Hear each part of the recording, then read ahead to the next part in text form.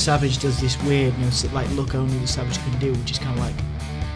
Yeah, it was great. It was all great. the way through as well, like right up until the close of the show. Modern day WWE, a taunt before a finishing move. Who does one? Tough gold people. Tough gold people, made of gold, solid gold. Solid gold. Gold. Always believe in your soul. You got the power to know you're indestructible. Always believe in. Hello and a very warm welcome back to Gimme a hole, yeah. Gimme a hole, yeah, the wrestling podcast which you love. You do love it. You do love it. I'm Ant. And I'm Dom. And today we're looking at Survivor Series from November the 24th, 1988. I've got the giggles. I love it. I love it. It's just this whole thing. Did you enjoy this pay-per-view, Dom? No. Okay. Soz. Okay. We'll talk about why as we go through it then. Did you enjoy this pay-per-view? I enjoyed parts of it, yeah. It was alright. It was at Richfield Coliseum in Ohio. We had Gorilla Monsoon there and Jesse the Pilgrim Ventura. So it wasn't just Jesse Ventura. He had a pilgrim hat on today to celebrate Thanksgiving, with Survivor Series always happening at Thanksgiving. So the first match, and it was also like, you could see, like, from the whole pilgrim hat, that WWF at this point was becoming more and more cartoony. Mm-hmm. And there's certainly one character that introduced in this pay-per-view that's more cartoony than the rest of them. Okay. Certainly. So the first match, we had Brutus Barber Beefcake versus with the Blue Blazer, Ultimate Warrior, Jim Brunzell, and Sam Houston versus the Honky Tonk Man, Bad News Brown, Ron Bass, Greg Valentine, and Danny Davis. Dangerous Danny Davis. Ron Bass. He's interesting, isn't he? Bass. Sometimes I saying his name. Sometimes I think he's boring as fuck wrestler. He's just like saying his name. Yeah. Do you have what to say about these? Have you? I got the Blue Blazer. Blue Blazer. Just never heard of the Blue Blazer before. Small known, not at all legendary character. Well, actually, the Blazer character was kind of rubbish, but it's actually Owen Hart. Owen Hart. Of course, Bret Hart's younger brother, the Black Heart, as he was known towards the end of his career. Obviously, huge legacy there. One of the great feuds of the early 90s, yeah, for sure. an incredible kind of talent. Just trying to find my notes here. I did like 3 pages of notes on Owen. This is like my favourite one. This is probably one of my favourite guys to research through the years. He's interesting, man. Yeah. I was always looking forward because I knew this would come. I knew this day would come. And he's just an incredible character. Blazer didn't really have that much of an impact in WWE this time round, or in his return. I'm so excited. Because when he returned as a Blue Blazer, that's when he died as well, isn't it? Yeah, it is. It was in the Blue Blazer character. So the Blue Blazer, didn't really have too much of an impact this time round. It was more of an enhancement talent. He won quite a few matches, but this was kind of his biggest, his first big pay-per-view match. The character, before we go on to Owen Hart, made a return in the Attitude Era as a heel, and teamed with Jeff Jarrett. And actually won the tag team titles very briefly before Owen's death. Because Owen won the tag team titles as well with Yokozuna. Yeah, Yokozuna and the British Bulldog. Yeah. Oh right, okay. I know about He's quite. Owen was very prolific as a champion. So like in '91, he returned and formed the New Heart Foundation with Jimmy and my Hart, which is obviously his real life half brother. Yeah. A lot of family legacy for the Harts. Yeah, all stemming from Stu Hart. Really. That sort of team with Jim was quite short-lived again.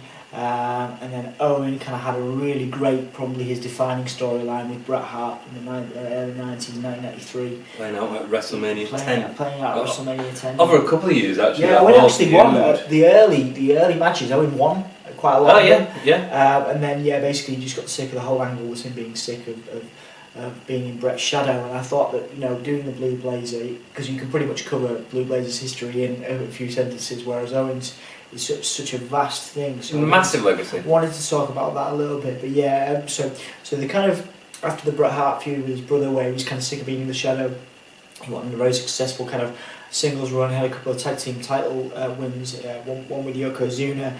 Actually with Jim Cornette and Mr. Fuji as his manager at the time. Yeah. Carried on for a while with that team, and then British Bulldog. Decided to team with British Bulldog, and then they had a run with the titles. That was pretty successful, and then in an interesting turn of events, one of the great again heel factions in the WWE at that time was the reformation, the new Hart Foundation, which was the catalyst for that was actually when Owen Hart and British Bulldog, as the tag team champions, as a tag team, started feuding over the newly formed European Championship. Right. So there was kind of dissension in the ranks, and then Bret Hart made a point coming down, and he was like just turned heel. He came down and was like, let's the importance of family, and then the new Hart Foundation began, and that was of course British Bulldog, Jim Neidhart, Owen Hart, and that was a beautiful moment for wrestling, the family and the wrestling, and that of course led into the Montreal Screwjob. And the birth of the Attitude Era. Yeah, the birth of the Attitude Era. Owen Hart stuck around in the WWF after Bret left. WCW. He became. They actually acknowledged that quite a lot at that time, and again during the Attitude Era. And Owen was referred to as the Black Heart, and he was feuding with Shawn Michaels and DX, and eventually joined the Nation of Domination. He was co-captain of the Nation of Domination with The Rock for a short period of time, again feuding with DX. His vengeance and desire to take down DX kind of prompted that within him. After the dissolution of the Nation, which of course launched The Rock's career, Owen he started teaming with Jeff Jarrett, and he actually started the beginnings of the Blazer, because Owen's storyline quit the WWE because he injured the neck of a wrestler called Dan Severn now, and of course there was, in the storyline, there was a lot of backlash because Owen had a history of creating neck injuries for people, of course famously Steve Austin, and that was the previous year, and so the Blazer came in when Owen quit the WWE and then returned a couple of weeks later. It was the Blue Blazer, and Jeff Jarrett and him had this really quite funny thing where it was just Jeff Jarrett and the Blazer, and Jeff was trying to prove to everybody that it wasn't Owen Hart under the mask. So Owen Hart would appear, and then Jeff Jarrett would be the Blazer, and then Owen Hart and Jeff Jarrett would appear with like somebody else as the Blue Blazer, but it turned out to be, interesting enough, it was Coco Beware under the mask. Oh, brilliant! The Birdman under the mask. So and that was quite funny, and they won the tag titles, and they had a decent run with the titles for a very, very brief period, eventually losing them to Kane and X-Pac. Right. Which was obviously a great team from the Attitude Era, and of course Kane's teamed with some interesting, been in some interesting tag teams. That was of course leading up to the death in sort of the 1999. Although, and of course, his legacy is felt to this day. Incredible wrestler, yeah, absolutely. I didn't really just want to talk about him. Of all the people that I knew was coming up at this sort of time, Owen Hart was the one I was most looking forward to talking about. Rather, I think that we're going to see, in this podcast, we're going to see, how he develops in the future and his great legacy. But the Blazer was kind of a comedic alter ego for him, and it's a shame that he passed away within that. It really is, in that phase, because, like I say, he would have. I assume he could have still been wrestling today, or he could have been training people in that. So yeah, for me, it's really sad because obviously he was great, and the exciting thing is that we are going to watch these storylines play out over the next sort of 10 years of pay-per-views, which are great. At the minute we're covering the mega powers mainly within the storyline. That's the main sort of storyline going on with sub stuff going on. But the Owen Hart and Bret Hart stuff went on for such a long time, and led to some cracking matches. That was actually my first real. I was into the first kind of. I was into wrestling during that time. I got into wrestling during that time, and that was the first real feud I engaged in. And Owen Hart was the biggest villain, and I think he is one of the greatest heels. Well, it's two brothers. Yeah, it's two brothers fighting, and that. As a young child with a brother, you enjoy watching that. Yeah, of course, and also you had it was really infamous. There was that first kind of inkling of the disillusion between the pair when Bret Hart you know, he was so keen to make his brother happy and to have them be teammates, but Owen was so angry about being in the shadow when Bret injured his leg, and Owen kicked him in the leg, and he was like, I'm glad I did it. And I remember that being, I just remember thinking, Owen Hart was the most back in my child days. I was like, my child days. I was like, he was so evil, and how could he attack Bret Hart? But the clever thing was, you could also sympathise from Owen Hart's thing, and that's when WWF gets things right, when they explore that grey area. They've replayed that a few times. Like I say, WWE is all about, always. You will know, it's all about replaying storylines or slightly tweaking things, and they've done the brother versus brother thing numerous times over the years, but I don't think it's ever been done better than that period. Kane and Undertaker? Not really, but not as engaging. Really? Not as engaging, no, not at all. Okay. Not in terms of, because you can't relate as a human, you can't relate to a dead man and a guy who's been apparently scarred for life, and they're not actually real brothers. No, but theatrically. They're not actually real brothers. No, but this was real. Right, okay. They were real brothers. Yeah. But it was a scripted story. It was a scripted story, but they were real. Right, okay. It was real. It was real, man. It was real to me, Darren. It's real to me. Cool. Well, let's talk about this match, so unless you've got else to add. No, that's good, we'll move Cool. Bruce speaking. No, that's cool. He's a prolific wrestler that had an incredible career, and I'm glad you've talked about him. Yeah, I'm still waiting on his appearance. I'd love to play him in a 2K video game. Yeah. I think there's a lot of family resentment from certain parts of the Hart family. And understandably, he died in the ring. It was whoever's fault it was. I don't think they've given him permission, and I don't know whether they ever will. But that would be a wonderful addition. I'd love to. It would. I'd love that. I agree. So back to the match. We had Brutus Beefcake, Blue Blazer, Ultimate Warrior, Jim Brunzell, and Sam Houston versus the Honky Tonk Man, Bad News Brown, Ron Bass, Greg Valentine, and Danny Davis. So the Honky Tonk Man. Beefcake starts off with Valentine, doesn't he? That's all right. Sorry. That's okay. Beefcake starts off against Valentine. Obviously, they were former tag team partners. I miss him as a tag team partner with Valentine, actually. I'm not as keen on the barber gimmick. I think there was a point. Man, I loved it. It was very entertaining. There was a point where I just think it went a bit too far, and that was before this point. You were just afraid of the scissors. I was afraid of the scissors. I didn't like seeing scissors in the ring. There was no scissors in the ring in this match, though, so that's good. Beefcake was showing off half of his leg. Did you notice that? Yeah. His legs had got very... His tights had got very skimpy, showing off more and more. Beefcake quickly got out Danny Davis with a sleeper hold. Not seeing Danny Davis used in the way that he was used before, really, were you? No, he kind of lost his momentum. Going to the background, yeah, big time.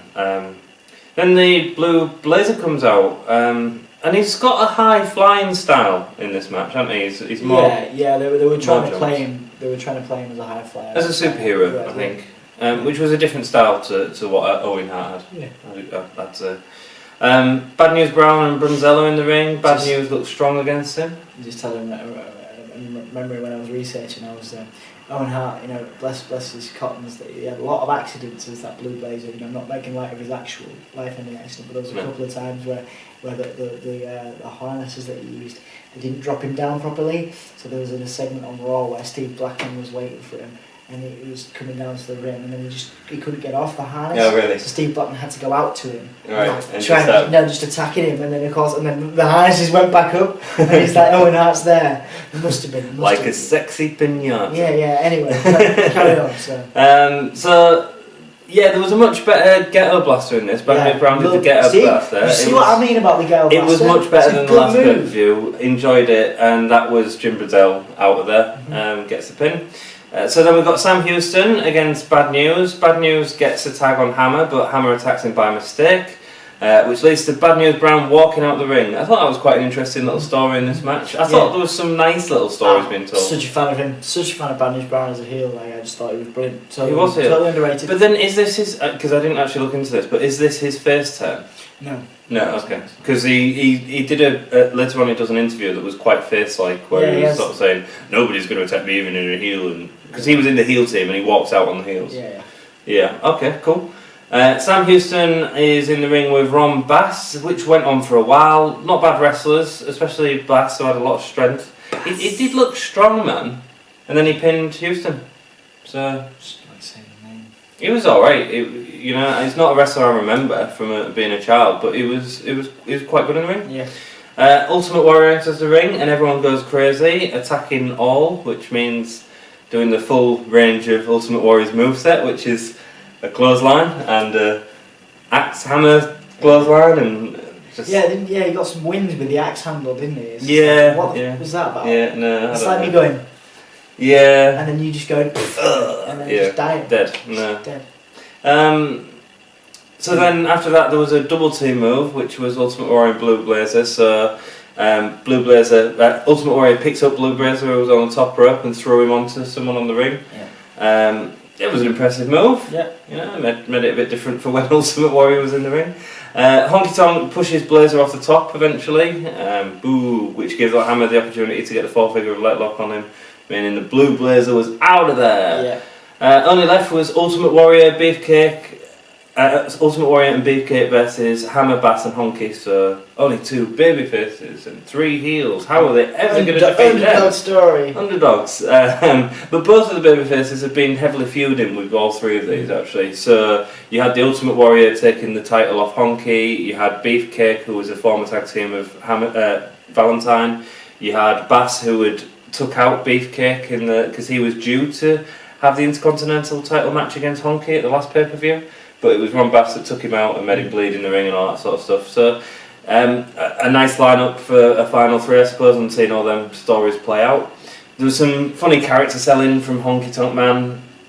I think there are times when I quite enjoy his cartoony selling, his shaking around the ring. He has his moments. It was he has his fun time moments, I guess. So Honky Tonk and Beefcake get into a brawl outside the ring and they're both counted out. Which means it's only 2 versus the Ultimate Warrior. Who's going to win here? Ooh, a little bit of a tough call, but I'm Valentine. going to go with Warrior there, man. So yeah, I mean obviously Warrior wins, but the problem is after what was quite a good match, there was quite a lot of story being told, stuff like that. When it's Warrior in the ring at the end, it's a couple of clotheslines and a few double axe handles and a lot of running around and cheering. And the crowd love him, and I get that. And I have fond memories of the Warrior. But from a wrestling point of view, it's like... You know, it's... What, so do that again? That's a Warrior splash. Nice. But there was actually no Warrior splash. When we play that and you ever do the Warrior splash, I'm just going to make the sound that way. He goes up. Well, if I'm playing as a Warrior, that'll happen a lot. Definitely a weak wrestling ending, but that's how over Warrior was, I think. Yep. So yeah, he get away with that. He did. He could. Yeah. So next up we have a tag team match. You know I hate tag team Survivor Series matches. Yes. We made it better because when one member of the team, I was like, "Are all these guys?" I actually would have preferred, even though it was so massive, for individuals to stay in, like individual tag team members to stay in, but they shortened it because if you deleted one tag team member, they both went. They've done that before though. They did that in the last one, and has there been times where they've only let out one? Yeah, I'm sure. Right, I think that has. And cool. Yeah, because it gives the individual a chance to shine, you know. Yeah. Anyway. So the lineup. There's a lot of people. Do it. One breath. Right. Demolition, Axe and Smash, the Conquistadors, Unos and Dos, the Bolsheviks, Nikolai Volkov and Boris Zukov, the Brainbusters, Tully Blanchard and Ann Anderson, the Fabulous Rougeau brothers, Jacques and Raymond Rougeau, Powers of Pain, Warlord and Barbarian, versus that was, the Young Stallions, Paul Roma and Jim Powers, the Hart Foundation, Bret Hart and Jim the Anvil Neidhart, the Rockers, Shawn Michaels and Marty Jennete, and finally the British Bulldogs, David Boy Smith and the Dynamite Kid. Nicely That was done. quite, Slow clap, your turn. What? Your turn. Bollocks. Okay.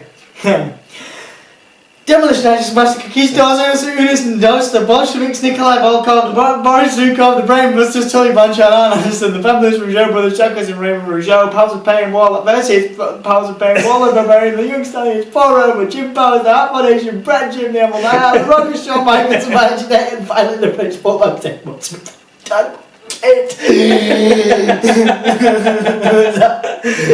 great. I did it. I know you did it. You nearly died though. At least it was filming. So we've got a couple of first timers in here. Let's talk about a few of them. Shawn Michaels. Who's that dude? Who's that dude? Just a member of the Rockers. Yeah. I'm going to test you want to do his theme song. Like, you want to do his theme so song? you want to do his theme song? I think I'm cute. I know I'm sexy. I've got the looks. Thanks, man. Thanks. Who knew that was happening? So Shawn Michaels' real name, Michael Shawn Hinkenbottom. Lovely. I don't think his career would have been as illustrious as it was if they'd gone with Hinkenbottom as his name. They could have done that as his soul. You know how they do these days? They have like Neville. Yes. Hinkenbottom. Hinkenbottom. It's a proper pseudo name. They had a Heidenreich. Yes, they did, yeah. So you could have had a Hinkenbottom. Yeah, but it wouldn't have been the DX Hinkenbottom. Yeah. DX members.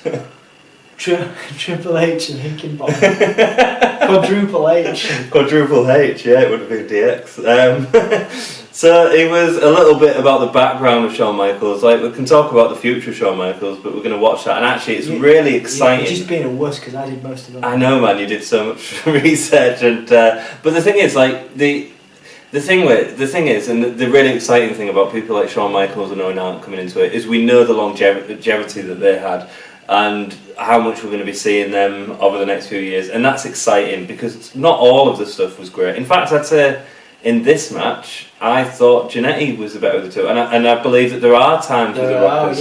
A lot of times with the Rockers where Jennete is better than the two. I've got a lot of time for Marty Jennete, man. 100%. Yeah, Agree. If you're watching this, and it's more likely that Marty Jennete is watching this than Shawn Michaels, we appreciate you, man. He was great. He was a great wrestler, and I think it was great that he started working with Shawn at an early age. And I don't think Shawn's career would have been as successful without the influence that Marty Jennete had. No, it would not. No, just well, again to add to our previous sentiment of love for Marty Jennete. Yeah, we like you more than Virgil. A great compliment, man. Carry on. I'm saying we like you more than Shawn Michaels sometimes, and you're saying we like you more than Virgil. Yeah. That's near enough an insult. Yeah, I would have loved. Yeah. You just wanted to get Virgil into the podcast. I would have loved to have a Marty Jennete. You know, Marty Jennete. Again, one of the most underrated performers. I think that he suffered, especially in his later career and his brief re-emergence in the Attitude Era. You know, he suffered because people just didn't care as much about Marty Jennete. But he was a workhorse, man, and he should get his due. I'm not entirely sure. Is he a Hall of Fame inductee? I don't believe he is yet. I don't believe he is yet. Do you believe gayers? These are what we're going to call them now. Is it? Our fans. Give me a whole our audience. Gay. Three gayers. Gayers. I love saying it. Do you believe that Marty Jennete should be in the Hall of Fame? I think that's... Don't answer the question. Okay. The question's for them. Cool. Knock my glasses off. So he... Why? He got angry. Hit myself.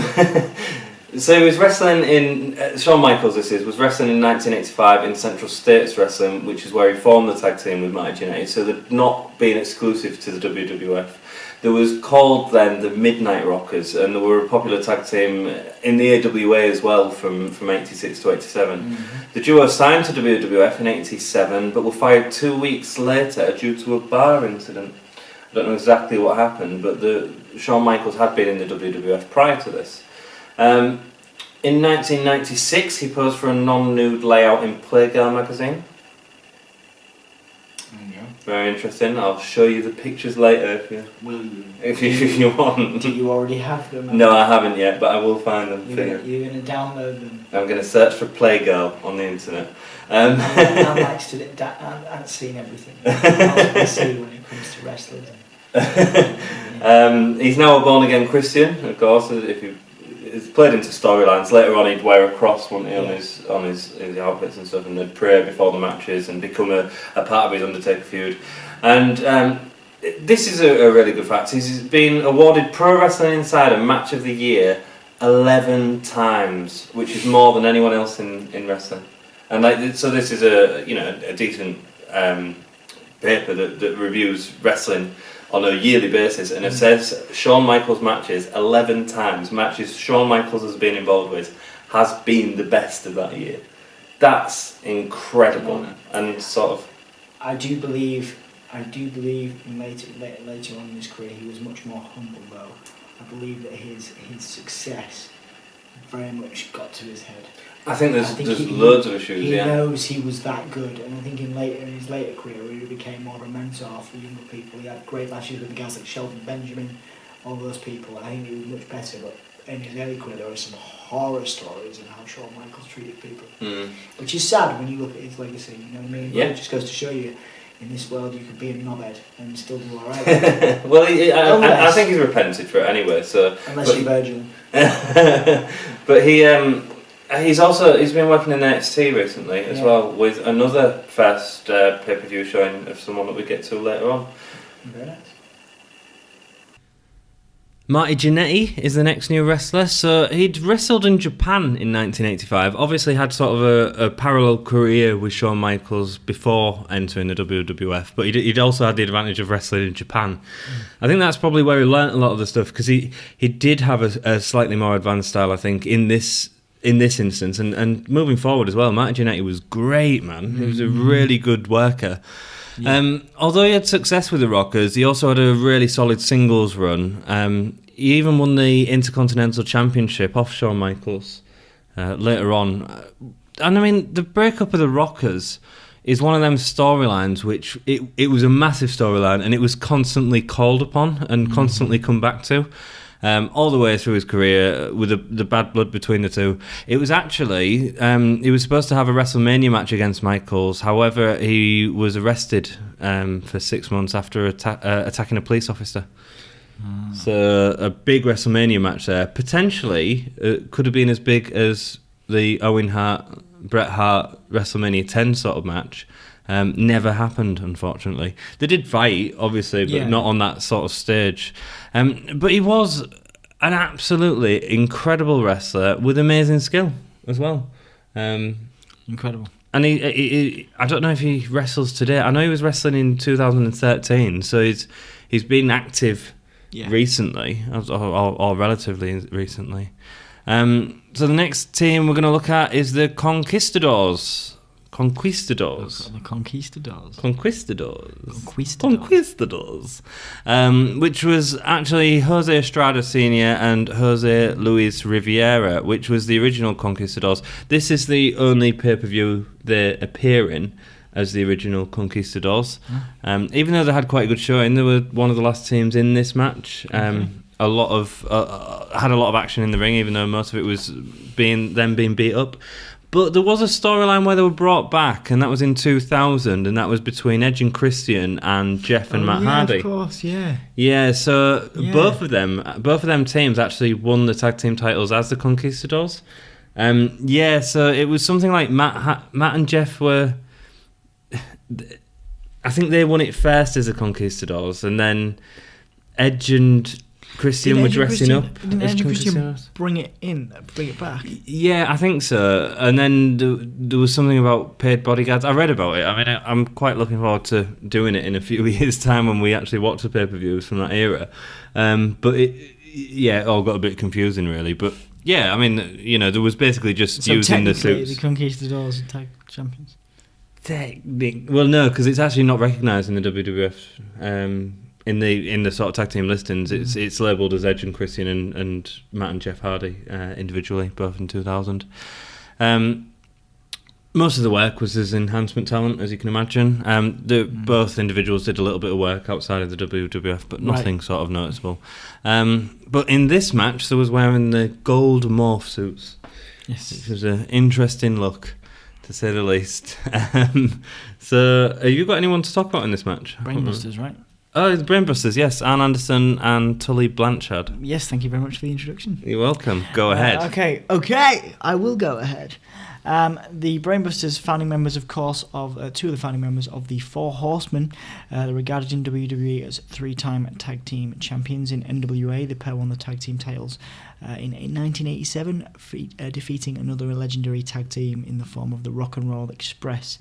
Their second reign in that company was the following year, before leaving for the WWE. They debuted with this new gimmick as the Brainbusters, and they were allowed to keep their names, Arn Anderson, Tully Blanchard, but they had to point to their heads to imply that they were smarter than everyone else. Right, that was the gimmick, yeah. Brainbusters.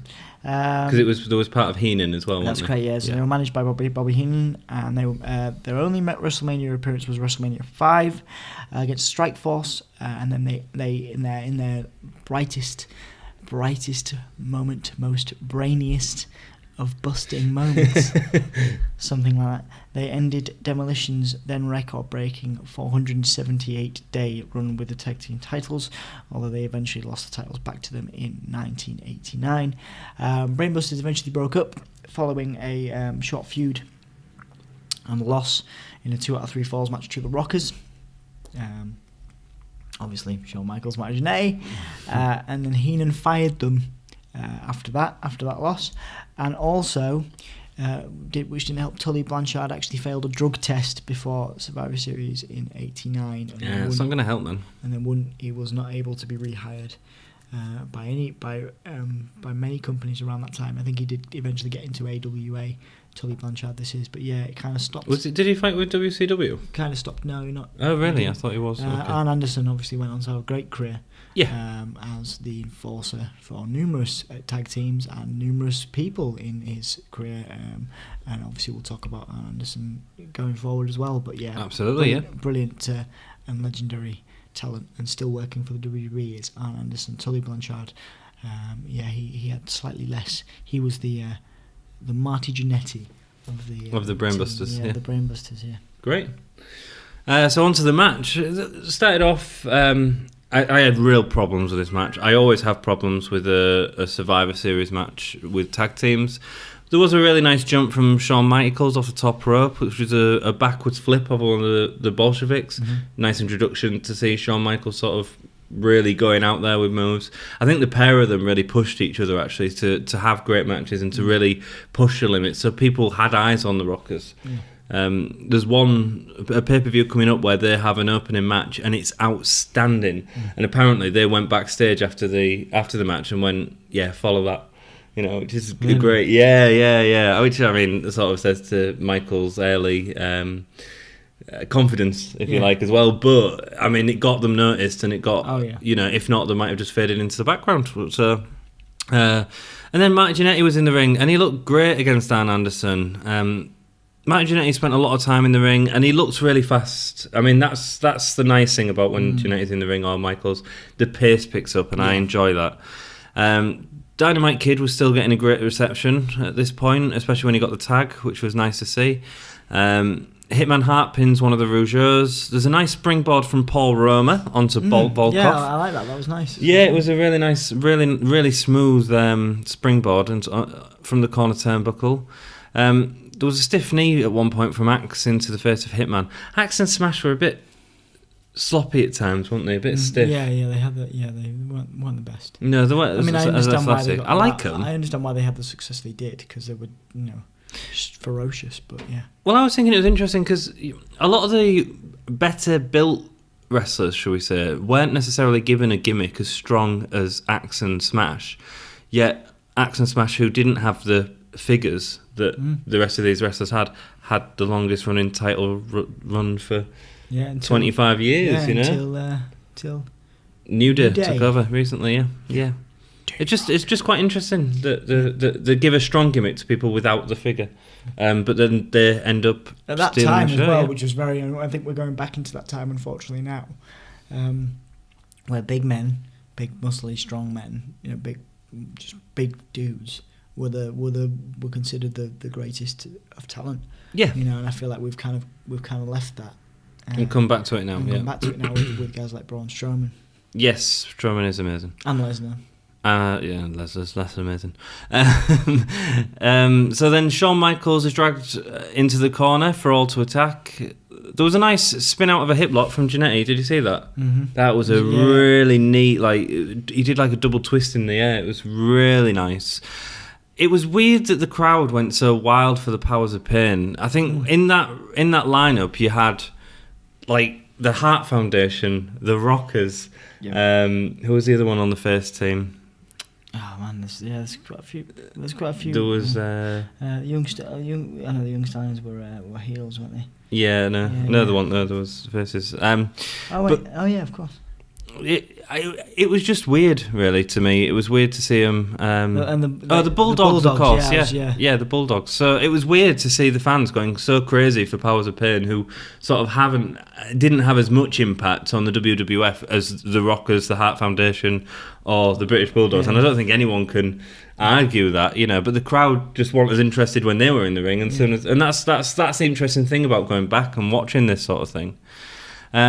It was there was good moves in the ring, but there wasn't a lot of story being told. No. Not for the first half of the match. You made a point, not outside of Powers of Pain and an Axe and Smash, which led up to that nice ending as well. The sort of build up, the ending was okay. People just went in for a couple of seconds, did a couple of moves, and then got out, and there wasn't really any story being told, and I hate that. So Zukov pins one of the Young Stallions. Tully Blanchard did some comedy in the ring when someone went to tag him, and he was afraid of whoever he was facing, it was the Powers of Pain, and he did this walk over to tag someone else. Enjoyed that from Tully Blanchard. Good work. Jennete pins Zukov again with an athletic move. Looked amazing. Did you know if Jim the Anvil Neidhart always had a sweat patch on his bum hole?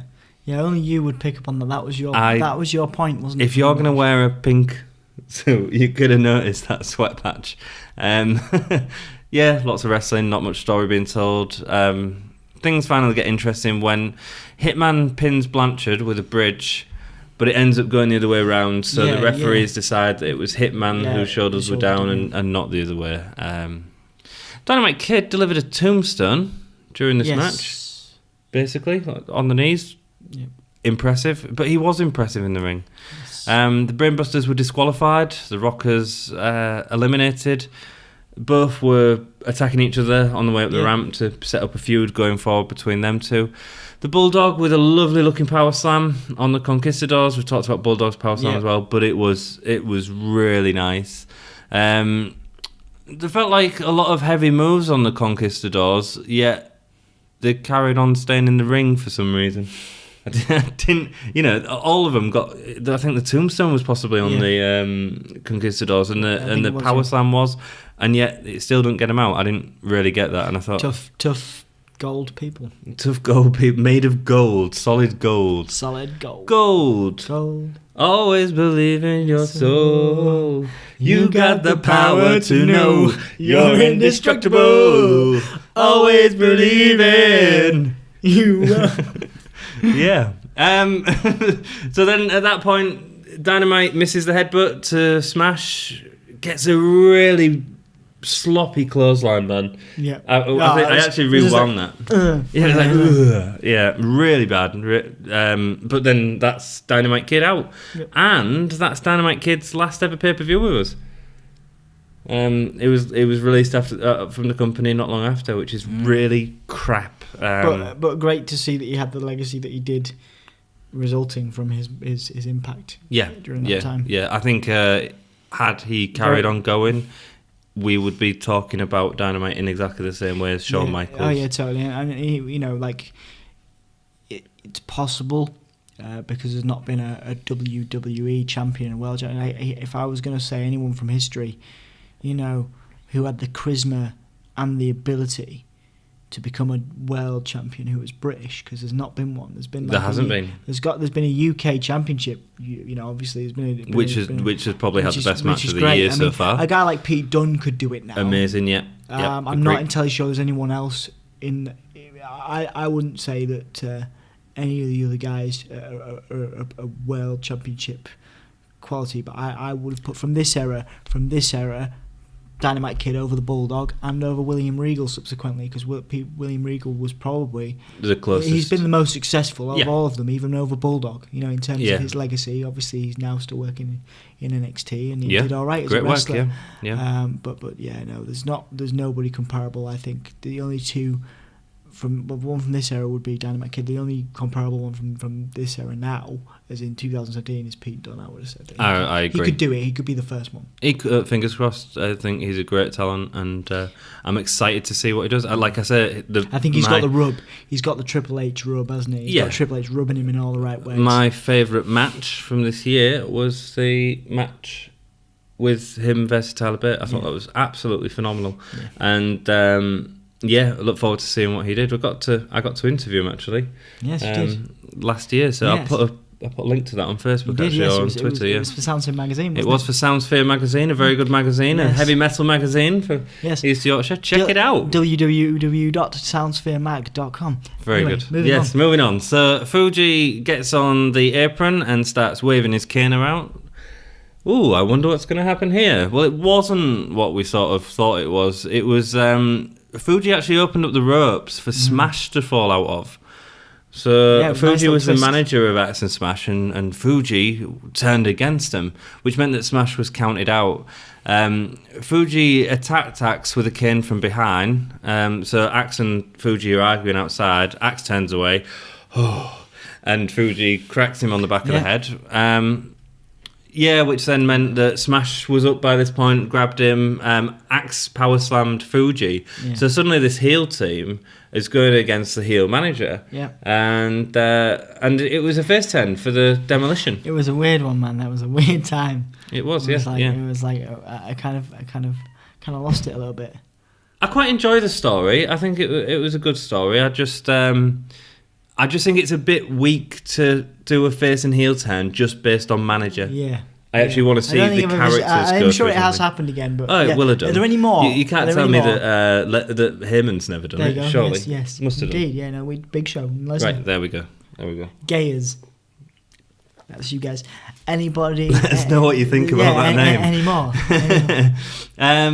So the Powers of Pain helped Fuji up, which means that Powers of Pain, who were the big faces in the match, are suddenly turning heel. And they ended up getting the win because Fuji ended up helping them catching, was it Axe or Smash? I think it was Axe. Oh no, sorry, he trips one of the because Axe and Smash had been counted out. It was the Conquistadors that he caught with the cane. I don't know whether it was uno or deux. But it was one of them. I couldn't tell them apart. Nobody knows. Which meant Powers of Pain got the win. Demolition came back to attack Powers of Pain. I don't think there was necessarily a reaction from the audience of the heel and face dynamic. I don't think it quite worked the way that it was supposed to, but then of course later on. But that's because it all happened at ringside when you haven't got video screens in the arena, so not everyone can see what's happening. Yeah, you know? good point, that's just history. And last pay-per-view for Dynamite Kid. Sad news, man. Sad news. So then we had sort of an interview section going forward. Anything else you want to say about that match? Did you enjoy that match? Not as much as the first one. No. But I actually quite enjoyed Demolition's. The ending. Face turn. Do you think it could have been done better than just with the manager? Yeah, but it was okay. It's a bit like we were talking about it before when Bam Bam Bigelow came in and he was a face because he chose Humperdinck as his manager. It's just for me, it's just too easy, man. It's too easy. Let's see why they're a bad guy or a good guy, you know. Like Stone Cold and Bret Hart. Yes. You know, that's how you do a heel and face change, son. You know. So then we had an interview with Bad News Brown. To me, it seemed like a face turn. You said it wasn't. He wants to go against Macho Man, and he talks about his undefeated streak at this point. Maybe we'll look into it before the next episode. Maybe he has some matches with Macho running into before WrestleMania, because obviously the breakup of the Mega Powers. Yes. The interview with Fuji about turning on Demolition claims that he did everything for them. They wouldn't be where they was without him, and now he was going to look after Powers of Pain, and they were going to be the new tag team champions. So I suppose an interesting dynamic from that. I just think it's a shame it was done on the manager's behalf and not the wrestlers. Mm-hmm. Then the interview with the heel team for the next match, which was a good lineup for the heel team, man. Mm-hmm. I enjoyed this lineup. Rick Rude was bigging everyone up, selling everyone really well.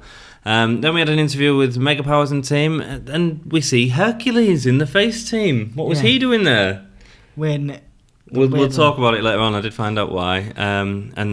Hercules was angry with Ted DiBiase. Yeah. I got a lot of time for Hercules. Really? In terms of this, like I like face Hercules. You like face? Oh, no, you like faces a lot, don't you? I like faces. Do you always like the good guy?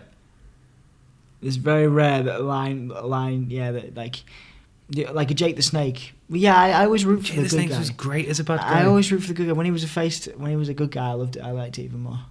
Okay. So yeah, maybe I'm a good guy. Maybe you're just a baby face. Maybe I'm a heel. Maybe I'm the baby face. So then we had the next match, which had a lineup of Hacksaw Jim Duggan, Jake the Snake, Ken Patera, Tito Santana, and Scott Casey, versus Andre the Giant, Dino Bravo, Rick Rude, Kurt Hennig, which is Mr. Perfect, and Harley Race. So we've got a couple of new faces in there. Do you want to tell us a bit about Scott Casey? I do want to tell you a bit about Scott Casey. Started his career in Southwest Championship Wrestling in the 70s, defeated Adrian Adonis for that promotion's title in 1983. He was with that promotion for a very long time. He also had a stint in World Class Championship Wrestling before leaving for the WWE in 1987, where he worked as an enhancement talent, mainly losing to guys like Honky Tonk Man, Greg Valentine, and Iron Sheik. This one right here that we're talking about is his billed as, and it is in fact his most high profile. He didn't really have too much success in the WWE outside of this match, and obviously he didn't really have much success in this match. After leaving the WWE, he took jobs as a trainer for UWF International Wrestling, and is credited, interestingly enough, as the trainer who brought Booker T into the business. Oh, really? Okay. Most recently, he's worked as a security officer for the Luxor Hotel in Vegas. So if you want to go see him, go to the Luxor in Vegas. Nice little casino. Although he's 70 now, so that might have been probably not security anymore. There you go. Yeah, there you go. So that's cool. Interesting enough. And then I've got Mr. Perfect. But do you want to talk about some of yours first? No, I have nobody else in this match. All right, so you want to go straight through. I've got out of it, just like you did on the last one. All right, cool. Mr. Perfect, a cracking wrestler. Yep. Widely regarded as one of the greatest one of the greatest wrestlers of all time, and certainly technically he was. And certainly perfect. One of, if not the greatest intercontinental champion. Technically, he was perfect. I see what you did there. He was the longest reigning intercontinental champion of all the 90s. He's a former AWA champion, and he also had a brief stint in TNA in 2003 before his death from drug intoxication. His Intercontinental Championship didn't beat Honky Tonk Man, so did it? I think Honky Tonk still holds the longest. Yeah. But like, I think during that whole there was like a whole period of time during the 90s where he had that title for a bit. Cool. What else? Sorry. You derailed me, man. I derailed you. Yeah, you derailed. Take a bit of time. Yeah, he had an undefeated streak which lasted nearly 2 years. His first loss was tragically to Hulk Hogan. Yeah. Who was? How long was Asuka's streak? Asuka's. Oh yeah, good point. How long is Asuka's streak? I don't know how many. I imagine it was 2 years. How long is it? Well, she hasn't lost yet, so. Wait, what? It's not ended. That's true. Wait. It depends about the title because. No. The title's she hasn't gone. lost. Yeah, but the title. But she hasn't lost. Okay. There we go. Carry on. It carries on. Thanks for fucking just derailing. Sorry, man. Sorry. I don't fucking interrupt you when you're doing your. Yeah, but I don't say that much.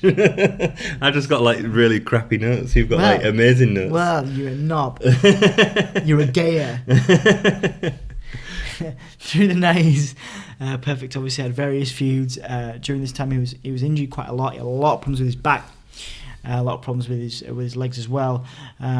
He had some nice moments during the early part of during one of his injuries, where he was instrumental in 2 of Ric Flair's championship reigns. He was taken on by Ric Flair as an executive consultant. Yes, he did have quite a lot of injuries, didn't he? Yeah. He also became a colour commentator during his injury time with Vince McMahon. He did, yeah. He was like the villainous guy. He was the bad one. He was brilliant. I actually remember some of his stints as a commentator. I thought it was great. He was basically plagued by injuries. But in 1996, he in another re-emergence in the WWE, despite injury, he played a mentor for Triple H. He was an early mentor for Hunter Hearst. When was that? 96? Yeah, 96. Right, He later joined WCW and also the NWO, the Black NWO in 1997. He also had a stint in the Red NWO, the Wolfpack, with the brilliant theme music that I still remember to this day. Do you remember? Give us a song. It just goes do do do do do do do do do do do do do do do. I loved it. It was great. It was brilliant. God, you're so like Eminem. What? Go on, carry on. What the hell? You're just like beating. It's good. I like it. You could rap, man. Do you want to carry on with you telling us about Mr. Perfect in a rap? I can try. Here we go. Notably rejoined WWE in 2002, having feuds with RVD and Stone Cold. He was later released from the WWE after a confrontation with Brock Lesnar. He went on to join TNA, having a feud with Jeff Jarrett before passing away. Sound like a constipation on the rap. Like that was like new metal. I don't know what that was, man. Why? I like it. I'm sorry to make light of Kurt Hennig's tragic fucking passing. I know, man. But yeah. So awful. He had some nice feuds when he came back. Yep. In 2002, he actually they gave him a contract again in the early 2000s because of the reception he received when he came back in the Royal Rumble, and he was one of the last 5 people in that year. Right, okay. And then so that's why they gave him. And he got such a good reception that they came back. They gave him a contract, not just a Legends contract, but actually wanted him to wrestle again. Yeah, right. so wrestled again. But then of course, he left that year. Because it was the plane ride from hell, which is Ric Flair will talk about. He was very drunk during that, and also he had a problem with Brock Lesnar. And got in a fight with Brock. And then joined TNA briefly. Had a feud with Jeff Jarrett. In case you didn't get that from. I think everyone in TNA has had a feud with Jeff Jarrett. I think you have to. I think it's like a rite of passage. You don't get a job unless you're willing to feud with Jeff Jarrett. And then he passed away, unfortunately. Of course, the Axeman, Curtis Axel, is currently a WWE superstar, and that is his son. It is, yeah. And he's a great wrestler as well, not used as well as he should. As well as he should be doing. No. It's still the best moment of his career. And if Hulk Hogan hadn't bloody done that sex tape, it would have been all right. But that when he did... I don't know about this. Oh, when he did a Mega Powers gimmick with Damien, I have seen that. With Damien Sandow. Yeah. And it was brilliant, and everyone loved it. And then Hogan did a sex tape, and they had to trash the gimmick. Damn. Yeah. Damn. So people still refer. I think it was referred to this past week. Someone referred to Curtis Axel. I think it was Jeff Hardy that referred to him as Axelmania. Yeah. Great. And that was great. Yes. Yeah. It's a bit sad that the imitation is his finest moment, but he took it and he ran with it really well. Axelmania, baby. Okay. Prior to the match, Jake had discovered that Andre had a fear of snakes as they'd entered a feud, so that was one of the storylines playing out. There was a sign in the crowd at the start, which snake bite is better than a Rude's kiss. Obviously, in the last pay-per-view, we'd just seen Rick Rude and Jake feuding over Cheryl, basically, Jake's wife, including tights from Rick Rude with Cheryl's painted face on them. But we didn't see that tonight, did we? No, we did not. What did you think of Rick Rude's tights tonight? What with the hands? With the hands, man. The hands. Yeah, kind of shit. They kind of look like they look like shitty hands as well. They look like they're covered in shit. Yeah. It was. It wasn't as good as. It wasn't like they weren't like solid hands. They were just like stained hands. Yeah. So it just kind of. I think it was supposed to look like blood, but it just looked. Yeah, looked like shit. Really? Yeah, probably. Yeah. Like he had an accident on the toilet. Yeah. Front and back. Yeah. Front and back attack. Front and back scat attack. So prior to this match, Jake had discovered that Andre had a fear of snakes. I've already said that. That's all right. Carry on. Sorry. I have a massive fear of snakes, so hearing it twice. You also have a massive fear of cheese. I do have a massive fear of cheese. Thanks for telling everyone. What would you do if you was covered in cheese and snakes? probably shit myself. We'll move on. You like Rick Rude's pants? Like Rick Rude's pants. And it goes back around. Just shit myself everywhere. Piss and I'd shit and I'd just be covered in stuff. Yeah. I'd be covered in shit and piss and snakes and cheese. Gorilla Monsoon talked about, during this match, about Rick Rude's tights. He talked about tights from his day and how they'd only be one colour, or if you were lucky, you'd get a stripe down them. That was a really nice little historical reference as to the way things have moved on. So Mr. Perfect looked really strong, obviously, especially for a smaller guy that he was at this time. And he had a great exchange with Tito, which was probably the perfect wrestler to put him against, because Tito was a real talent in the ring as well. And it looked great. The pair had a great exchange. There was a great moment where Harley Race was tagged to get into the ring, and he trips up on the ring rope as he goes to step in, which I don't think was intended. Hacksaw. Yeah. Looks better. Looked better tonight than he normally did. Yeah, I thought he looked all right tonight. Yeah, all right on the night. He was all right on the night. I mean, you've still got the whole. I'm not fond on the gimmick, and I love it. It's all right, but it's just like but yeah. You look a bit like Hacksaw Jim Duggan. Thank you. Right now. Thank you. Do that thing. That's it. Yeah, that's it. Yeah. That's it.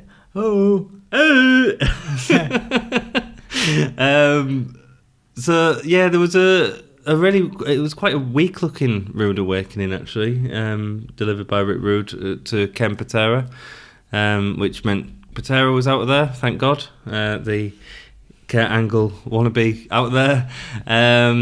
Casey was pinned by Dino Bravo quite quickly again. Tito got a couple of near falls against Bravo, which I quite enjoyed. Bravo was a good worker. Yeah. I don't remember Bravo being that good, but he was very good. Very good. I probably just didn't get, because he didn't. It was French Canadian gimmick, wasn't it? Really, but there was a nice pile driver from Harley Race on Tito. Yeah, really nice height on Tito as he come back. Yeah, there was very few people that were good at. Jerry Lawler, one of the few things he was good at in the ring was a good pile driver, and that was really that was. Well, the thing that frustrated me is he didn't get the pin from it. To me, like the pile driver is one of the most devastating. Like the pile driver is the pile driver more devastating than a DDT.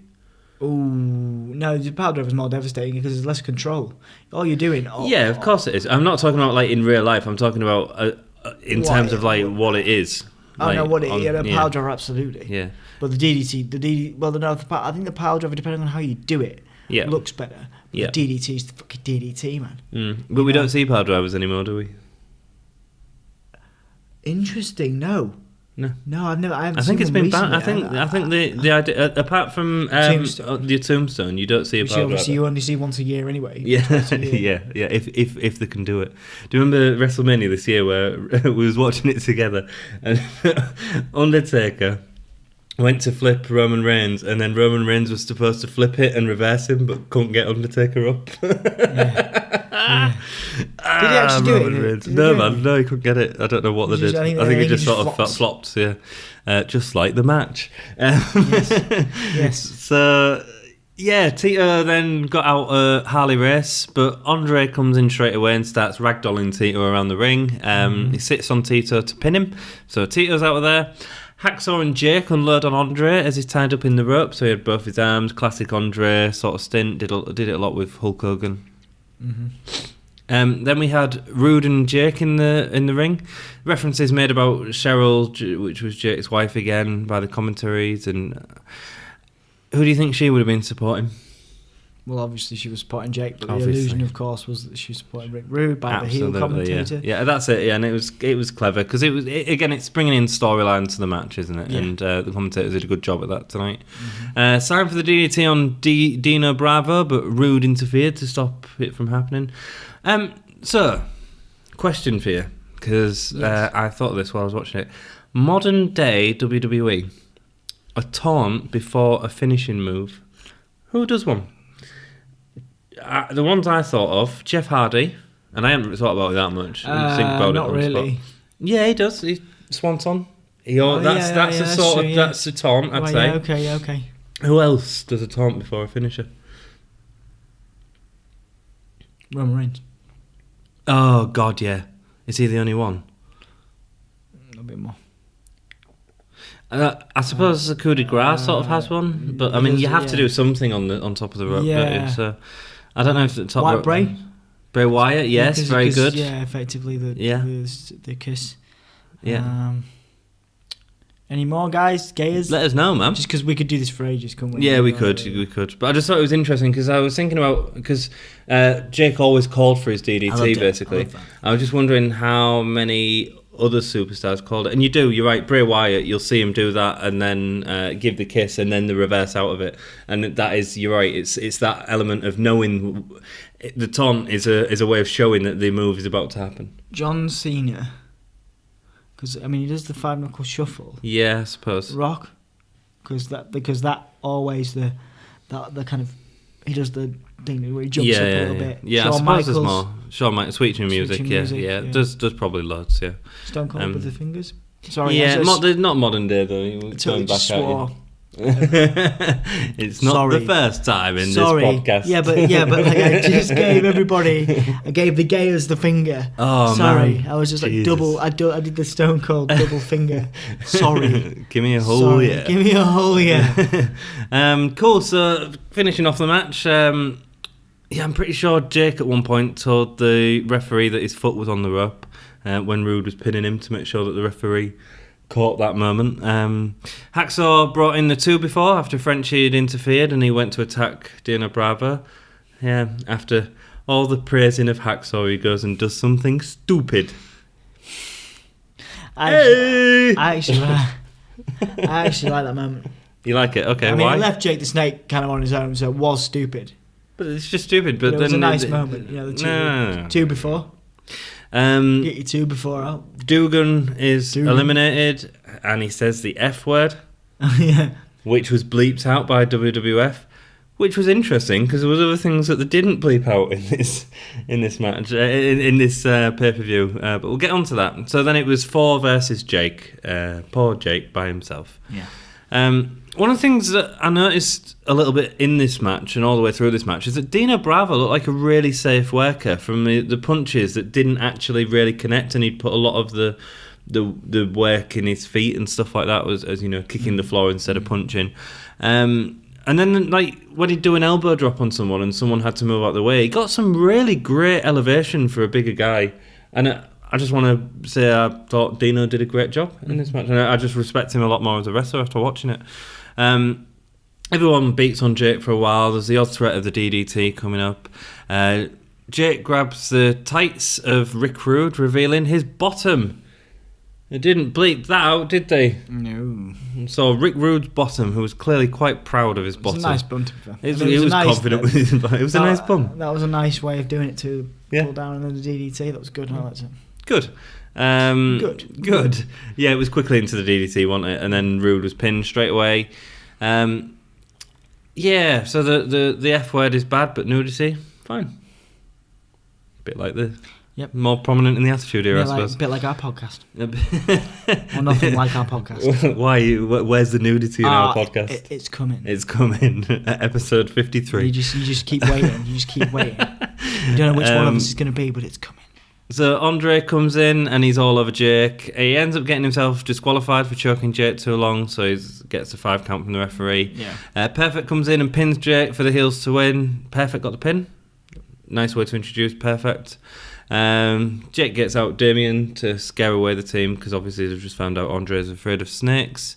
And that's a match. What do you think? Good. Best one of the night for me, just because I love Jake the Snake, and I like that DDT. Not because I like Rick Rude's bum. But I like that. You like Rick Rude's bum? I just thought I like this. I like the feud between Jake and Andre. I liked all that. Did you like the 4v1 at the end for Jake? I nice thought it was it slowed down a bit too much there for me. But that's fair enough. I appreciate your opinion and I value you. Well, you're wrong. Okay. I'm kidding. Next up, we have an interview with the heel team for the next match. This is our first time seeing a new wrestler to the WWF, Akeem. The African Dream. Excuse me, I've got Dusty Rhodes on the brain. I hate this character, man. It angers me so much, and I'll get used to it because I think he did good work with what he had. Someone told him to do it, and he moved about a lot, and I get that. What I don't, and it's a face, by the way. It's not a heel. I don't understand why he was a heel because that sort of thing is a face. Yeah, totally. It's weird on that. But to go from one-man gang who was a great heel, like looked great, beast. Could have continued as that and being, on the same sort of level, because I don't see Hakeem on the same sort of level as Bam Bam or Big Boss Man. I don't think... I don't associate them on the same level. Giving him Hakeem, to me, just no. Hated it. So yeah, Boss Man was threatening Hogan in the interview. And then we have the next match, which is Macho Man, Hulk Hogan, Hillbilly Jim, Coco Beware, Hercules, versus Big Boss Man, Hakeem the African Dream, the Red Rooster, Ted DiBiase, and King Haku. If I read these out, do you want to do like a pose for each of them? Well, then. Okay, ready? Macho Man. Very good. Hulk Hogan. Hillbilly Jim.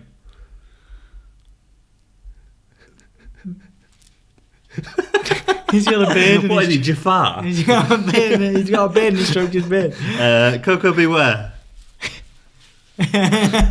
Hercules. Big Boss Man.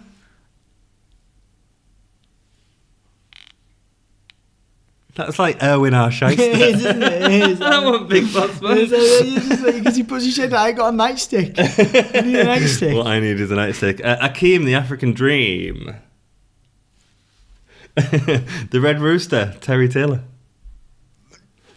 Man. Oh. And King Ted DiBiase.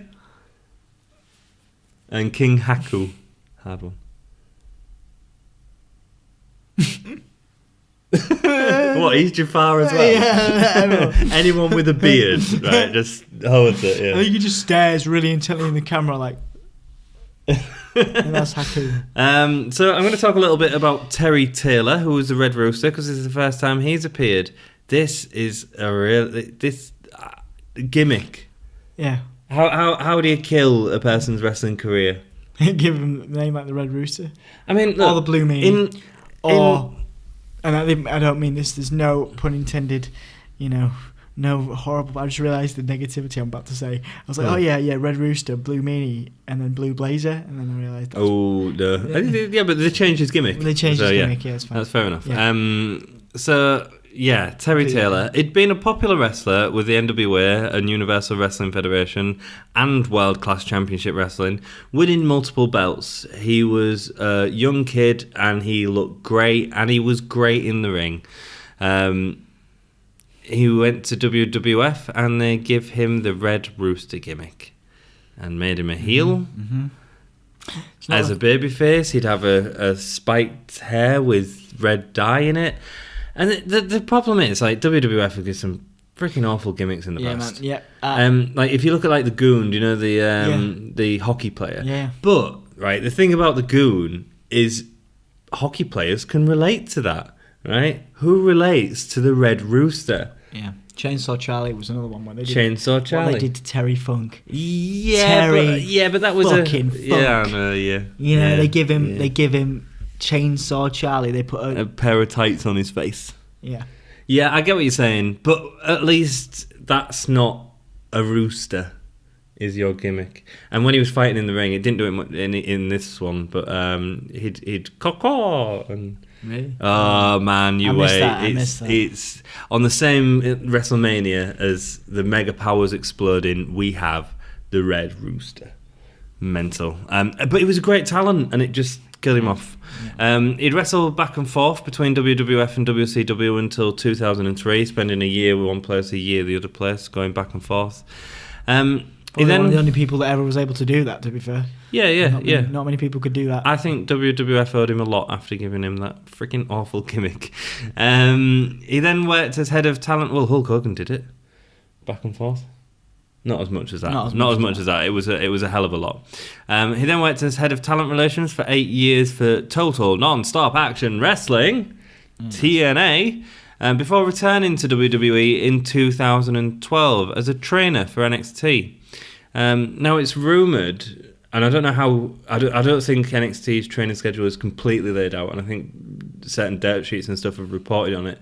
It's rumoured that he leads one of the classes that's at the end of the training. So it's called it's the last 4 level classes, and it's called the finishing class, and he does that with Shawn Michaels. So he's got a great position in WWF at the minute, and if he has any sort of hand in delivering the incredible talents that we're seeing coming out of NXT, like Ty Dillinger and stuff like that, then amazing. All the credit. He's probably thinking to myself, I'm glad I can do that rooster gimmick now. It probably is, yeah. Would you do a red rooster gimmick for a job? Would you dye your beard? Would you dye your beard red and I suppose it depends how much you paid, doesn't it? Well, what if Vince McMahon said, "Hey, Amph. Hey, Amph. Would you dye your hair?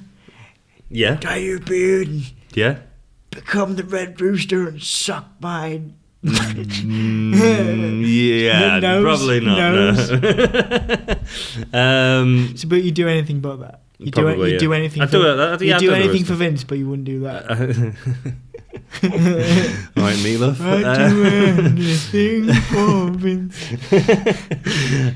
So prior to the match, DiBiase had bought the contract for Hercules off Bobby Heenan, which led to Hercules refusing to become DiBiase's slave, and therefore he turned babyface.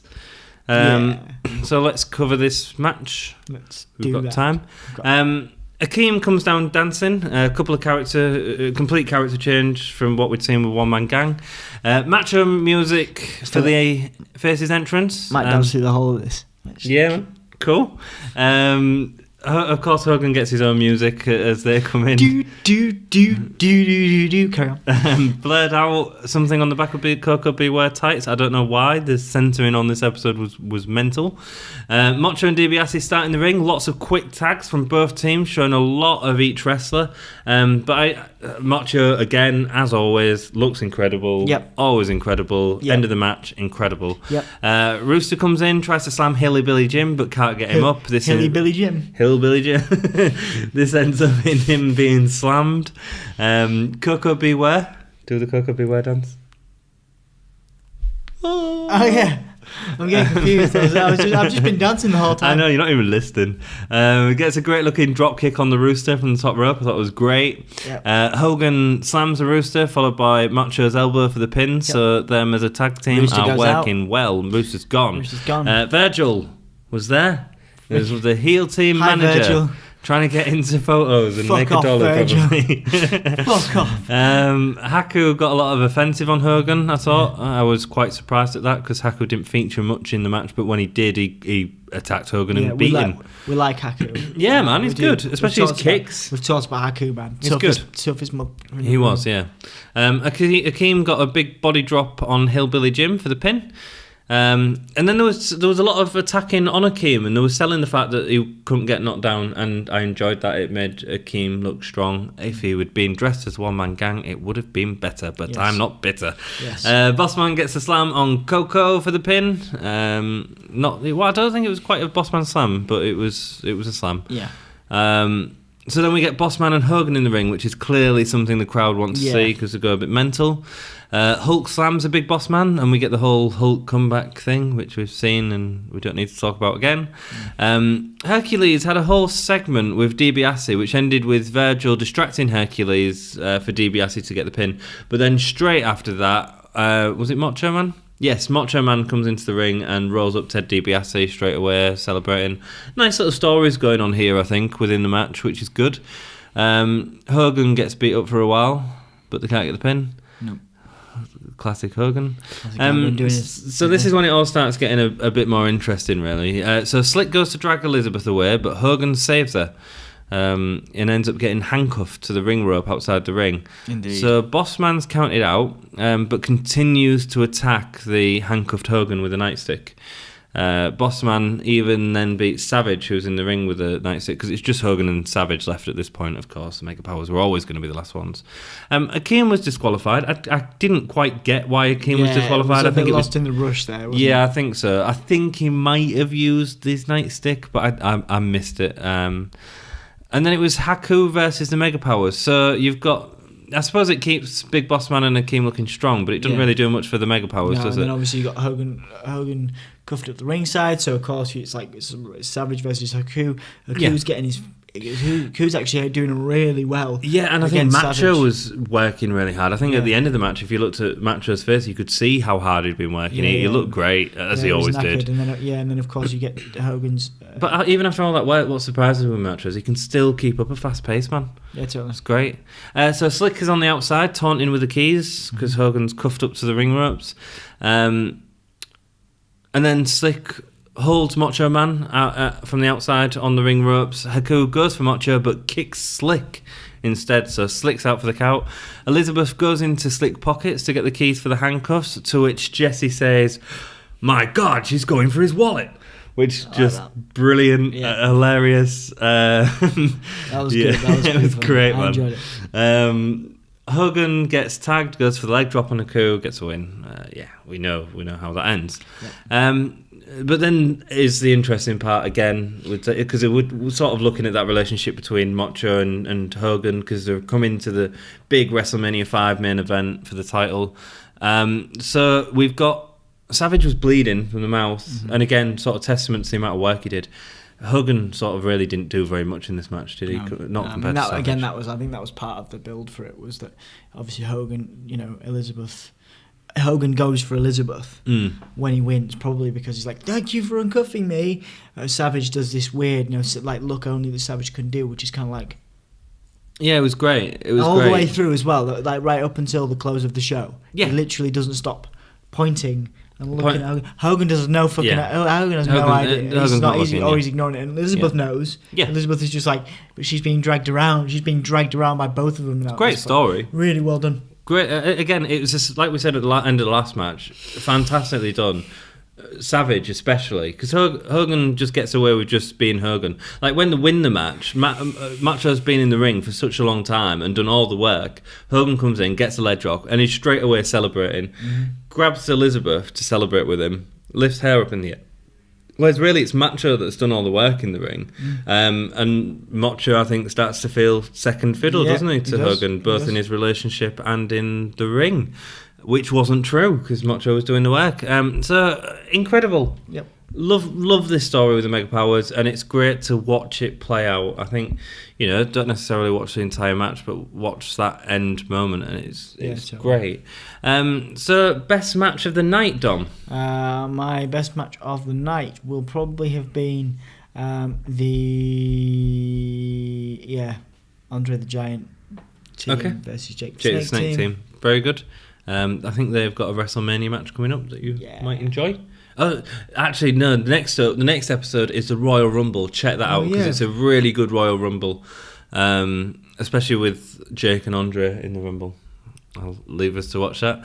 My best match, I think I would have to say the last match, I think. Yeah, I didn't with the build up and towards the end of the match. I didn't think the pay-per-view was that great. I'd give it a 2 out of 5 I'd say 2 out of 5 gay stars. 2 out. Yeah, I think that's fair enough. But yeah, thanks for watching the episode. I hope you've enjoyed it. Please check us out on Facebook, Twitter, and Patreon. All Gimme a Whole Year. Keep up to date. We'll be putting links on there.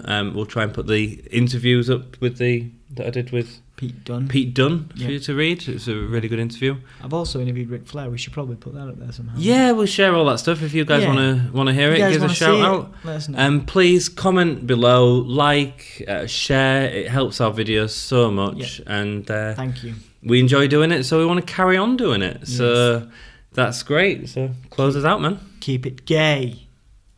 That was a real aggressive keep it gay. You're a real aggressive keep it gay.